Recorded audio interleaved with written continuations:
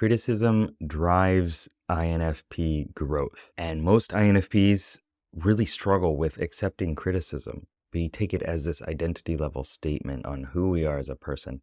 And because we have this keen sense of identity, anybody that says something that is critical about our performance, we take it as, well, we are not enough. We are not good enough, and the world would be better off without us. So in this video, I want to tell you how to avoid that, how to reframe your mindset, and some things that you can do, some action steps you can take in order to accept criticism as a learning lesson. What's up, legend? It's Sherman here from Geek Psychology. Welcome back to the channel.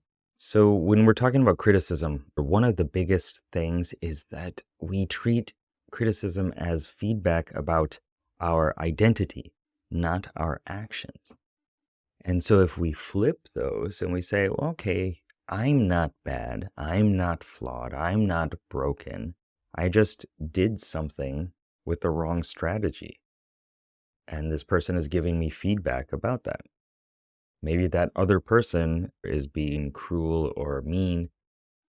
That's a little bit of a different story, which we'll talk about at the end.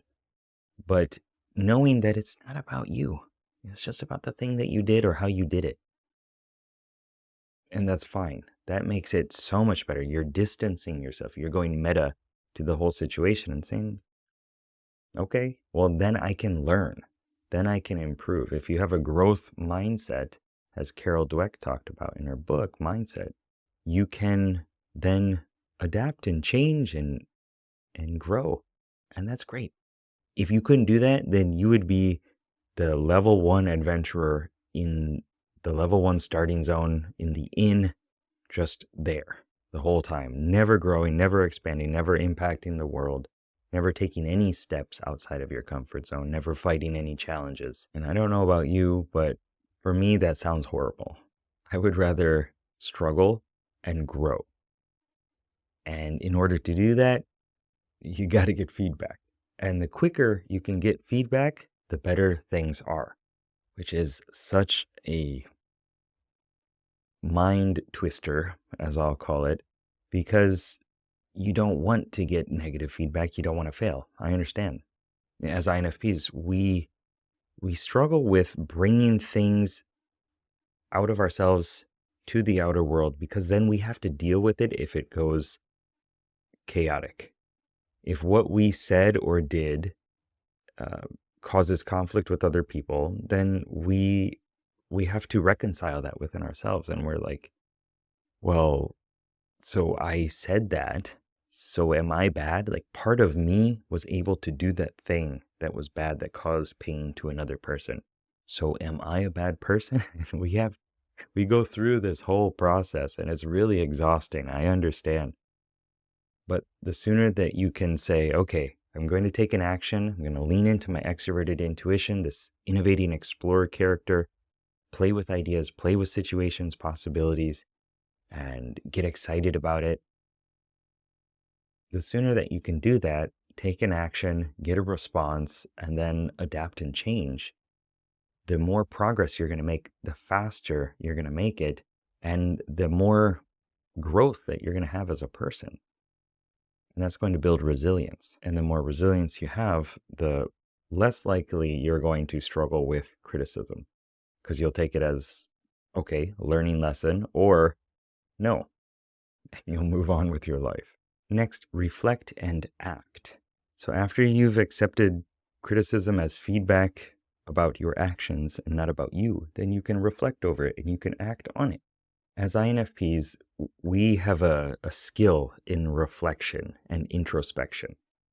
The problem is when it gets stuck, when it's immalleable. So adding some movement to that is how you get past that. And what happens is if we just introspect and just reflect over it and we attach all these meanings to it from our past, this is why you're dumb, this is why you did this thing, this is why, then we're not making any progress, right? So use your introspective ability and use your ideational powers to take it from this is a thing that happened to what are all the possible ways that I could improve the next time, that I could improve the actions that I'm taking the next time. So when you see things as a world of actionable possibilities, then everything becomes a lot easier. And is it going to happen overnight? Probably not. But if you continue to sell yourself on that idea and reframe it every time it comes up, eventually your brain is going to learn that, oh, we don't do it that way anymore. This is the direction that we're going now. Okay, got it. Of course, hypnosis and NLP can really help speed that process up, but you don't always have to go that route. You can just constantly remind yourself and the pathways that your brain is taking. This is pathways. It becomes a lot easier to take the ones that you want instead of rehashing and digging up negative things from the past all the time. Next, incorporate the criticism into your growth journey. If you put it into this growth process of I am becoming more of who I want to be, I'm taking more actions aligned with who I want to be as a future person, then you get a lot of energy to do more things. I know a lot of INFPs are just tired. They're just exhausted.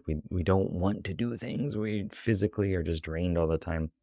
And from my own personal experience, that changed when I started living on quest, on purpose, and taking actions more aligned with who I wanted to become in the future. Making decisions, studying, making progress, tracking progress. And so if somebody gives criticism and you find that important, then you can say, okay, this is the negative direction that it went. You know, somebody said that I'm too slow at work. Okay, so I could speed up my process a little bit and see what happens and see who I become, see how it changes, because my actions are going to impact the environment and I'm going to have different beliefs about myself.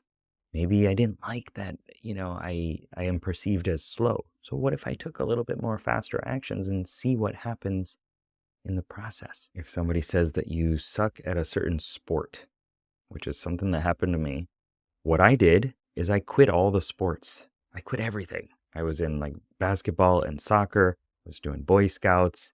And I quit everything. I was like, okay, fine. That's how I took criticism. It was not a great approach for my future in the sense of I became fat and lazy and played a lot of video games, which is pretty cool. And, I did become who I am today, which is great. But physically, I stopped doing all these things that I was actually enjoying at the time. I don't know why I enjoyed them, but I did.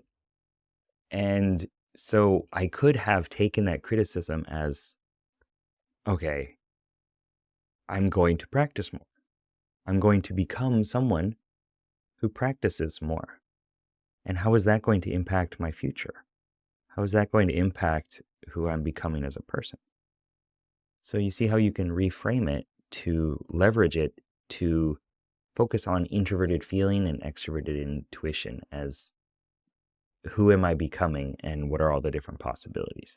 And last, know that not all criticism is helpful.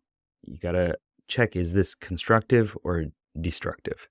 And the difference between that is really important. If somebody's there and they're having a bad day and they're just ripping on you, then they have some other stuff to deal with and you don't need to take any of that in.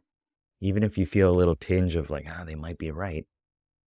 You don't have to. You don't have to take it in. You don't have to listen to anybody else. But constructive criticism is useful and it promotes growth. And sometimes destructive criticism can also point out some of the weaknesses that we feel within ourselves that maybe we should spend some more time developing. Remember, it's not a critique on who you are as a person, unless they say that, and if they do, then they are wrong. And you can tell them I told them to shut up. I don't know what I was going to say.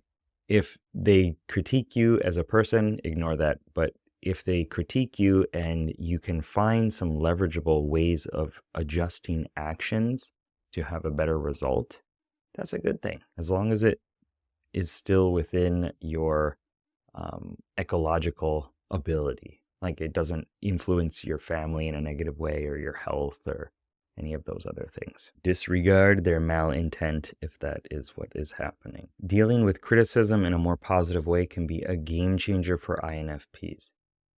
Adopting these strategies to improve how you react to criticism and know that it is not about you, it's about an action that you took and the result that happened, then you can influence your impact on that system of all these different interacting pieces.